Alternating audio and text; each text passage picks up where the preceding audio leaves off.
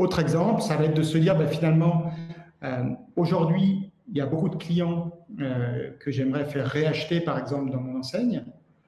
C'est des gens pour lesquels lorsqu'ils tapent des mots-clés, ce que j'aimerais, c'est qu'à chaque fois qu'ils tapent un mot-clé, par exemple, là, on est dans le cas de Grande Malice vend des vêtements aux femmes.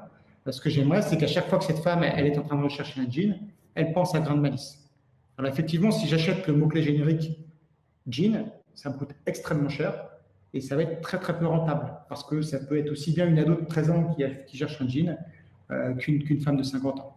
Moi, je cible en tant que Grande Malice, je cible plutôt les femmes de 45 ans. Ce qui va m'intéresser, c'est de me dire, mes clientes qui sont actuellement en train de chercher un jean, je vais m'assurer que systématiquement, l'enseigne Grande Malice revient en numéro 1 de ces catégories-là en particulier. Donc, je sors d'une stratégie d'achat média dans laquelle je dis, j'achète des mots-clés pour tout le monde.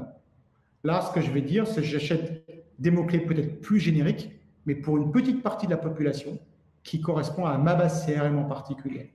Et ça va me permettre, encore une fois, de baisser le coût d'acquisition. Donc, Grande Malice a constaté à travers ses campagnes une baisse de 30 à 50% du coût d'acquisition sur ces campagnes-là. Et c'est assez simple, hein, c'est des campagnes qui sont liées à ses clientes, donc c'est assez logique. Et puis, effectivement, en termes de pression marketing perçue pour la cliente, c'est une pression qui est nulle. Voilà quelques exemples. Dernier exemple que l'on peut évoquer. Donc là, ce sont deux exemples qui tirent parti finalement de ma capacité de contact de mes clientes au-delà de l'email, d'être capable d'aller les contacter sur Facebook ou sur Google.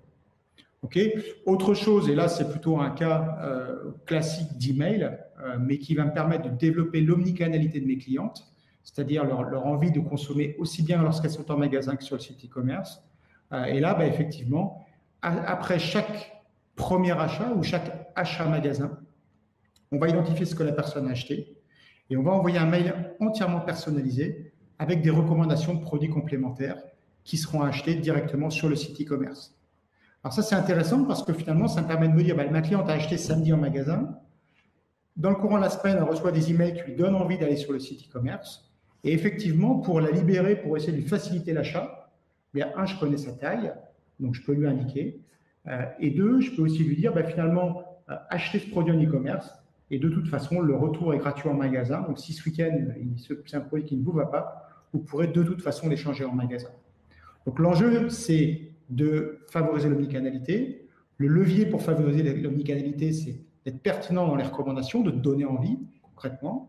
Et puis, deuxièmement, de baisser les barrières qui peuvent être des barrières, qui peuvent être des freins à l'achat e-commerce. Et notamment, le problème de la taille, on sait que c'est un des freins principaux prioritaire à l'achat e-commerce. Donc là, on va chercher à baisser un maximum les freins de ce consommateur.